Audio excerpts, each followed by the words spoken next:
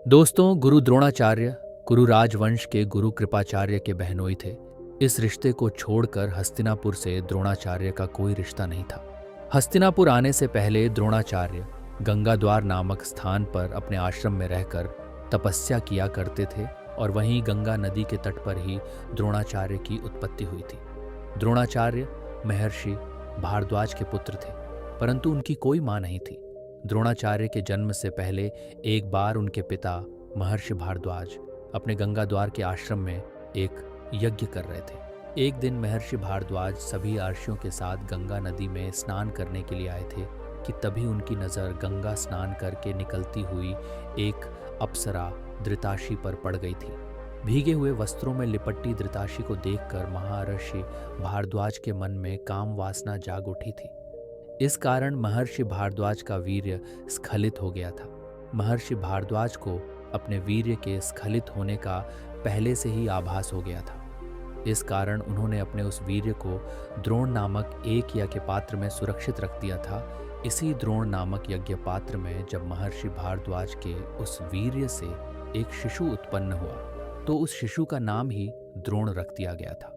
द्रोण का पालन पोषण और उनकी शिक्षा अपने पिता महर्षि भारद्वाज के आश्रम में ही संपूर्ण हुई थी। जिस समय द्रोण की उत्पत्ति हुई थी उसी समय महर्षि भारद्वाज के मित्र राजा प्रसद के यहाँ भी द्रुपद नामक एक पुत्र का जन्म हुआ था।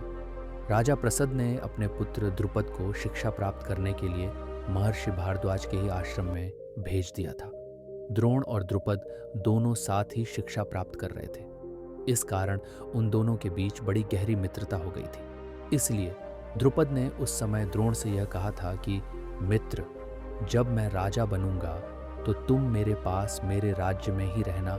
समय व्यतीत होने पर जब राजा प्रसद का स्वर्गवास हो गया तो द्रुपद उत्तर पांचाल देश के राजा बन गए थे, परंतु महर्षि भारद्वाज के ब्रह्मलीन होने पर द्रोण अपने आश्रम में रहकर तपस्या करने लगे थे।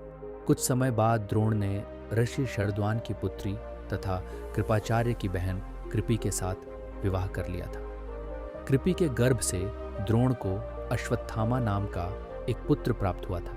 कहते हैं जन्म के समय अश्वत्थामा के मुख से अश्व के समान आवाज आई थी, यानी उसने अश्व के समान स्थान अर्थात शब्द किया था, इसलिए उसका नाम अश्वत्थामा रख दिया गया था। अश्वत्थामा के जन्म के समय ही द्रोण को यह खबर मिली थी कि भगवान परशुराम अपना सर्वस्व ब्राह्मणों को दान कर रहे हैं, तो वह भगवान परशुराम से धनुर्वेद संबंधी ज्ञान प्राप्त करने के लिए चले गए थे। भगवान परशुराम से दिव्यास्त्रों और शास्त्रों को प्राप्त करने के बाद द्रोण जब अपने आश्रम पर वापस आए तो उन्हें यह देखकर बड़ा दुख हुआ था कि उनका पुत्र अश्वत्थामा दूसरे अर्षियों पुत्रों को दूध पीता हुआ देखकर दूध पीने के लिए मचल रहा है।